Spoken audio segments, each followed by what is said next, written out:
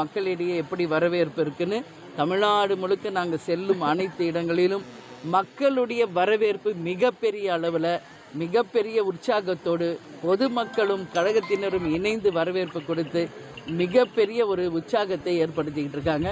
அதே மாதிரி 2026 உங்களுடைய நிலைப்பாடு என்ன, கூட்டணி நிலைப்பாடு என்னன்னு நீங்கள் கேள்வி கேட்டுங்க.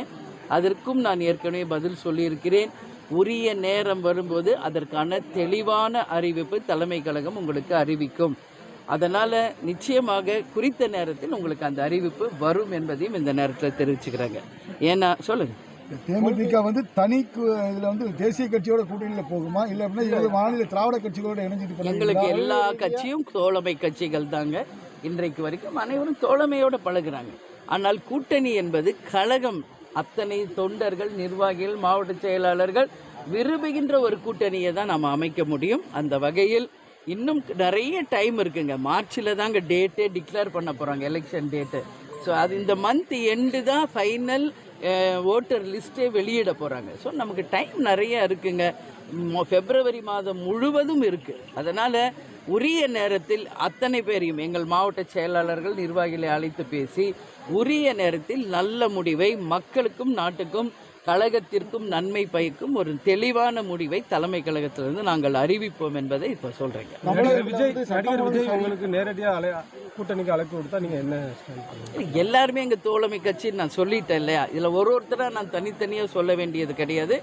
எல்லாருமே தோழமை தான். ஆனால் எங்கள் கட்சிக்கும் எதிர்காலத்திற்கு எது பயனளிக்குமோ அதுதான் நாங்கள் முடிவெடுப்போம். தொடர்ந்து சட்டம் ஒழுங்கு சரியில்லை, அதை சரிப்படுத்தணும் அப்படின்னு ஆமாங்க. ஆமாங்க. இது முதல்வருக்கு வலியுறுத்திருக்கீங்களா? முதல்வருக்கு தேமுதிக சார்பாக என்னென்ன கோரிக்கைகள் வைக்கப்பட்டிருக்கு? உங்களுக்கு கொள்கை ரீதியாக இந்த கட்சி கூட நாங்கள் கண்டிப்பாக கூட்டணி போக மாட்டோம்னு ஏதாவது ஒரு விஷயம்? இல்லை, நான் என்ன சொல்றேங்க, தொடர்ந்து தமிழக அரசுக்கு நம்ம அறிக்கைகள் மூலம், ஆர்ப்பாட்டம், போராட்டங்கள் மூலம் மக்கள் பிரச்சனைக்காக நம்ம குரல் கொடுத்துக்கிட்டே தான் இருக்கிறோம்.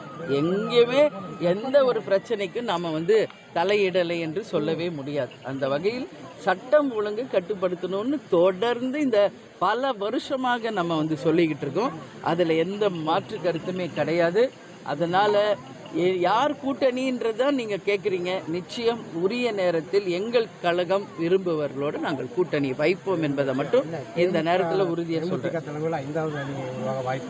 அப்படியெல்லாம் வாய்ப்பு கிடையாதுங்க. அப்படி எதுவுமே கிடையாது. இப்போ கூட்டணி பிரதான கட்சிகளாக இருக்கிற இப்போ தேமுதிகவாக இருக்கட்டும், அப்புறம் நம்ம ராமதாஸ் ஐயா அவரோட இதாக இருக்கட்டும், இப்போ புதிய தமிழ் கிருஷ்ணசாமி அப்படி பிரதான கட்சிகள் கூட்டணியில் இருந்துட்டு வந்திருக்காங்க. இவங்களை இப்போ வர திராவிட கட்சிகள் பரவலாகவே இருக்குது. அவங்க கூட்டணி சார்பாக நடந்த பொதுக்கூட்டங்க அது. அதனால அவங்க கட்சி ரீதியாகவும் அப்போ கூட்டணியில் இருந்தவங்களே அழைத்து பேசி அவங்க பொதுக்கூட்டம் நடத்தியிருக்காங்க. வருங்காலத்தில் எப்படி இருக்குன்னு பேச்சுவார்த்தை இல்லைன்றது அது நம்ம சொல்ல முடியாது. ஏன்னா கூட்டணிக்கு போகணும் விரும்புபவர்களும் கூட்டணிக்கு அழைப்பவர்களும் தான் இதற்கான பதில் சொல்லணும். அதில் எங்களுக்கு எந்த ஒரு ஸ்ட்ரெயிட் கனெக்ஷன் இல்லாததுனால அதை பற்றி நான் கருத்து சொன்னால் அது சரியாக இருக்காது. உங்களுக்கு திராவிட கட்சிகள்கிட்ட இதுவரை அழைப்பு வந்திருக்காங்க? இல்லை, சொல்லிட்டேன் ஒரே லைனில், எல்லாருமே எங்களுக்கு தோழமை கட்சிகள் தான். அனைவருமே தோழமை தான். கேப்டனுடைய குரு பூஜைக்கு நீங்கள் பார்த்தீங்களா? எல்லா கட்சியுமே வந்தாங்களா? அதுதான், அனைவரும் தோழமை. கட்சிக்கும் எதிர்காலத்துக்கும் எது நல்லதும் அந்த முடிவை நாங்கள். கூட்டணி பேச்சுவார்த்தை ஒரு கூட இருந்தாலும் 2020 சட்டமன்றத்தில் இருமுனை போட்டி தான் இருக்குமா, இல்லை வேற மும்முனை போட்டிகள் வாய்ப்பு இருக்கு? எத்தனை பேர் போட்டிடுறாங்களோ அத்தனை முனை போட்டி, அதில் மாற்று கருத்து இல்லை. ஆனால் மக்கள் யாரை தேர்ந்தெடுத்து யாருக்கு ஆட்சி அதிகாரத்தை கொடுக்குறாங்க அப்படிங்கிறது தேர்தல் முடிவுகள் தான் சொல்லுவாங்க. மக்கள் தீர்ப்பே தான் மகேசன் தீர்ப்பு. அதனால் 3 முனையா 4 முனையா 5 முனையா எதுவுமே நம்ம இப்போ சொல்ல முடியாது. இப்போ வரைக்கும் எனக்கு தெரிஞ்ச 4 முனை போட்டி இருக்கிறது.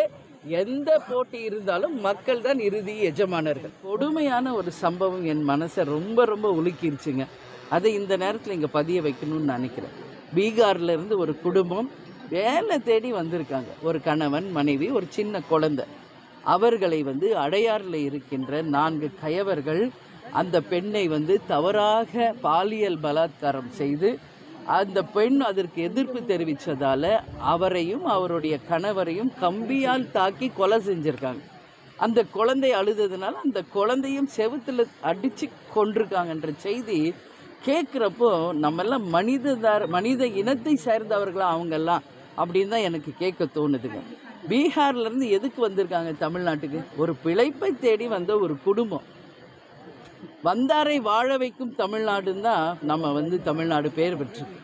ஆனால் இன்னைக்கு இருக்கின்ற நிலைமையை பார்க்கும் பொழுது மிக மிக ஒரு அச்சுறுத்தலாகவும் பயமுறுத்தலாகவும் இது மிக மிக கண்டிக்கக்கூடிய ஒரு விஷயமாக நான் பார்க்குறேன்.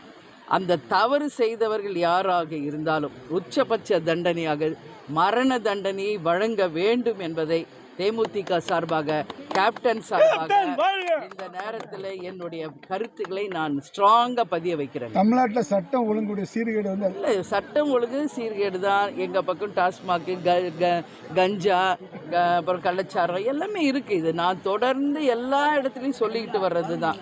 நேற்று நடந்த விஷயம் மிக மிக மனித இனத்திற்கே ஒரு அவமானத்தையும் தலைகுனிவையும் ஏற்படுத்துகின்ற ஒரு விஷயமாக நம்ம பார்க்குறோம்.